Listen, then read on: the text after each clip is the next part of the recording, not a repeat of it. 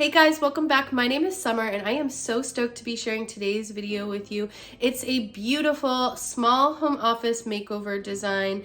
I have been sharing with you guys that I've really been wanting to kind of broaden my spectrum of skills, including getting good with power tools, a little bit of like woodworking and carpentry work, and your girl invested in a saw. I still have all of my fingers. I got a nail gun and I did this beautiful board and batten trim in this office. I also hung some seagrass wallpaper. It is such an elegant and sophisticated yet cool home office space, and it's a little bit different, and I think you're really gonna love this design in this video. And if you do, then please give it a thumbs up, and I would ask so kindly of you to please subscribe to my channel to keep seeing more awesome videos like this one. And because so much work goes into editing and getting these videos out, and I would really appreciate your help in growing this side of things for me also, because that would just be such a dream come true.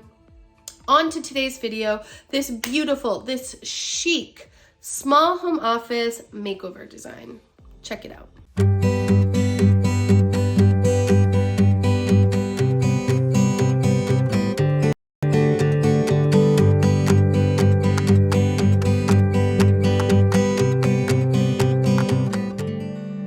We are in beautiful Redondo Beach for this project, and this is basically my stomping grounds. You can find me at any given day walking with Rosie on the Esplanade. It's so pretty here. When I first checked out this office, I thought that it had great potential. It was obviously a very small space to begin with, and it didn't have any natural light. One thing I will say about how it was previously to me coming in here is that the furniture felt so oversized for this very small room. It made this room feel even smaller, so I knew that I really wanted to kind of lean into the coziness of the small space and no lighting, but make it feel bigger in here and give her a very cozy, warm, inviting space to work in.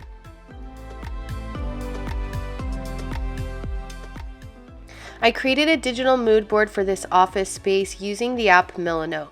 I love using this app, and I've said it a million times. It just helps me keep my projects very organized, and I can share things with my clients so they can see images and like a visual of how the space will look and directly make purchases from this app. I created a floor plan for this small office space to just assure that everything that we were adding to the room was going to fit, because it was so small we had to assure a perfect fit. I knew immediately that I wanted to create a board and batten wall for this office space. It can be done pretty easily if you have the right tools, and it was time to broaden my carpentry skills. I've watched a million YouTube videos and Pinterest tutorials, and I knew that I wanted to do this thing myself. I came across a website that I found on Pinterest that was super helpful in helping me determine how many inches in between each space that I was doing for the board and battens. Based on this measurement, I'll link these websites below. Based on these measurements, I kind of came up in Illustrator with a floor plan for myself, I guess you could say, like a shopping plan. So I knew how many pieces and how many inches of each piece of wood I needed to get at Home Depot. So here I am just shopping. Of course, Rosie came with me. Picking up, we used prime MDF board for this project. I had a million pieces of wood, and Home Depot, unfortunately, for this type of wood, they won't cut it for you. So I literally had to try to hand cut every single piece of this wood. It was not fun at all. I have been in Home Depot for, not even kidding, almost 3 hours. That was insane. It took me a really long time to even get anybody to help me, which was super frustrating. One guy finally did help me and told me that they didn't have what I was looking for, which I refused to believe. I just kept looking and looking, and I finally found it. We found all the wood. Rosie is actually down there helping. She was my little dog helper. And you guys, another annoying thing is they want you to cut all of this wood yourself with a hand saw. And I started, and it was really taking me forever, and I met the nicest man in the store. Good people still exist, you guys. This man, his name was Chase, was just a stranger and a really nice guy, decided to help me out, and he just helped me cut every single piece of this wood. And if it weren't for him, I probably would have been there for 6 hours. But we're all loaded up. I'm really excited Also, side note, I'm an idiot because I thought that wood, when I was looking at it, it's like, oh, $1.77, and I was thinking that it was like $2 per piece of wood, and I was like, this isn't gonna be that bad. No, it's $2. It's per foot. So listen, you learn something new every day, but I think it's gonna be worth it and look so beautiful in the end. And on to tomorrow, where we start actually putting it together.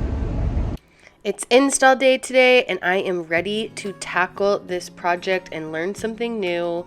I've got this room all cleared out, and I'm only doing 3 walls in this space because behind the desk we're actually going to just paint it. So here is our before. Got my sweet protective goggles. Those are really hot. And all my wood laid out by 1x4, 1x3s, and 1x2. Let's do it. I was really nervous to actually use a chop saw, but luckily I have the nicest neighbor. He gave me such a good tutorial, and we just practice and practice until I felt really comfortable. The trick is to just take your time, go slowly, measure and measure again.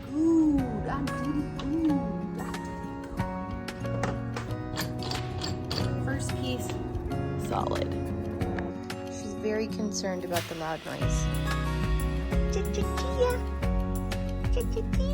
It's okay. We're ready, I think. At least we're gonna go for it. I think I'm gonna do is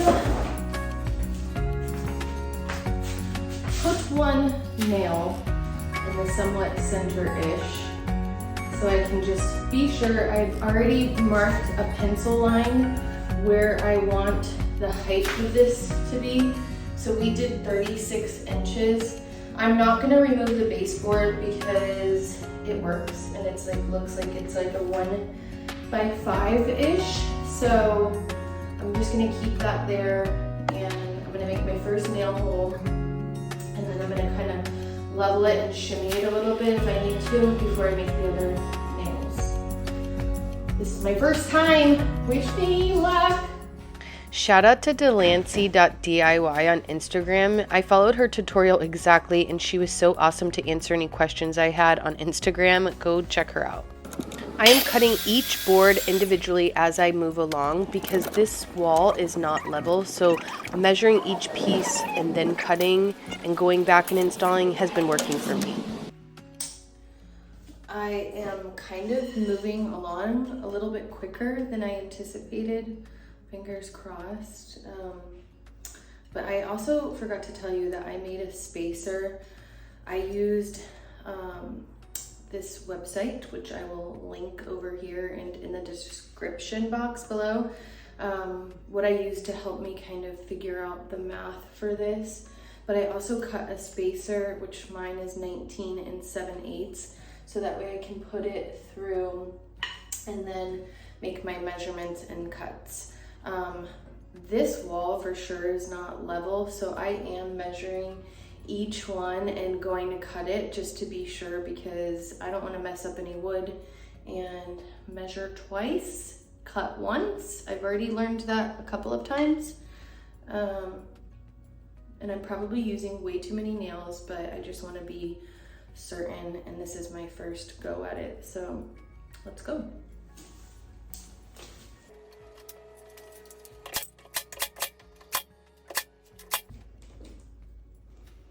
Just like that. I feel like such a boss with all these tools. It's like kind of an empowering feeling. I am shook. I did it! I can't believe that I did it. The only issue that I had was over here. This one is bigger than the others. This is equal, this is equal, this is a little bit bigger. But honestly, you can hardly even tell. Like, when the wallpaper's up and everything's up, you're not even gonna be able to notice. Very excited.